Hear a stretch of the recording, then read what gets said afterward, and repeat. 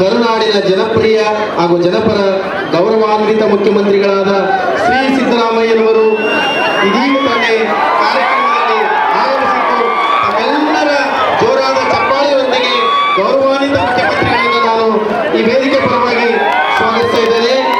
ತಾಲೂಕು ಆಡಳಿತ, ತಾಲೂಕು ಪಂಚಾಯತ್, ಧಾರ್ಮಿಕ ದತ್ತಿ ಇಲಾಖೆ ಹಾಗೂ ಶ್ರೀ ಅಂಬಾದೇವಿ ವ್ಯವಸ್ಥಾಪನಾ ಸಮಿತಿ ಸಂಯುಕ್ತ ಆಶ್ರಯದಲ್ಲಿ ಭಕ್ತಿ ಶಕ್ತಿ ಪರಂಪರೆಯ ದಿವ್ಯ ಸಂಗಮವಾಗಿರುವ ಕ್ಷೇತ್ರದ ಅಧಿದೇವತೆ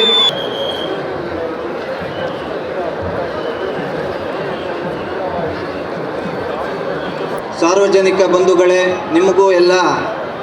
ಅಂಬಾದೇವಿ ತಾಯಿಯ ಆಶೀರ್ವಾದ ಸಿಗಲಿ ಅಂತ ಹೇಳ್ತಾ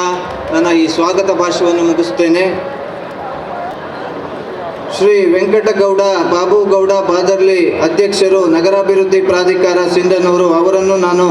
ಹಾರ್ದಿಕವಾಗಿ ಸ್ವಾಗತಿಸುತ್ತೇನೆ. ಮುಖ್ಯಮಂತ್ರಿಗಳು ಸನ್ಮಾನ್ಯ ಶ್ರೀ ಸಿದ್ದರಾಮಯ್ಯಜಿ ಅವರೇ,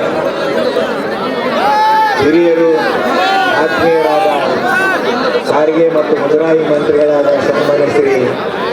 ಆ ಕಟ್ಟಡವನ್ನು, ಶಿಲಾಶಾಸನದ ಕಟ್ಟಡವನ್ನು ಉದ್ಘಾಟನೆ ಮಾಡಲು ಮತ್ತು ದೇವಿಯ ಪ್ರತಿಷ್ಠಾಪನೆ ಮಾಡುವಂತ ಕೆಲಸವನ್ನು ನಾವೆಲ್ಲರೂ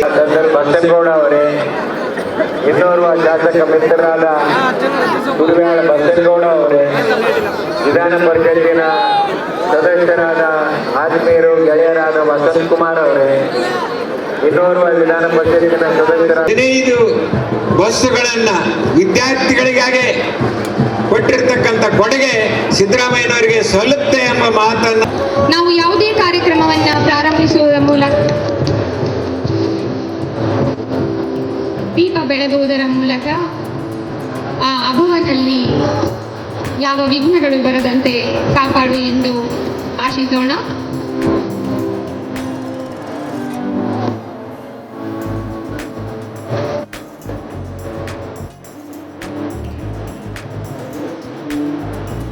ಸಿಂಧನೂರು ವಿಧಾನಸಭಾ ಕ್ಷೇತ್ರದ ವಿವಿಧ ಅಭಿವೃದ್ಧಿ ಕಾಮಗಾರಿಗಳ ಶಂಕುಸ್ಥಾಪನೆ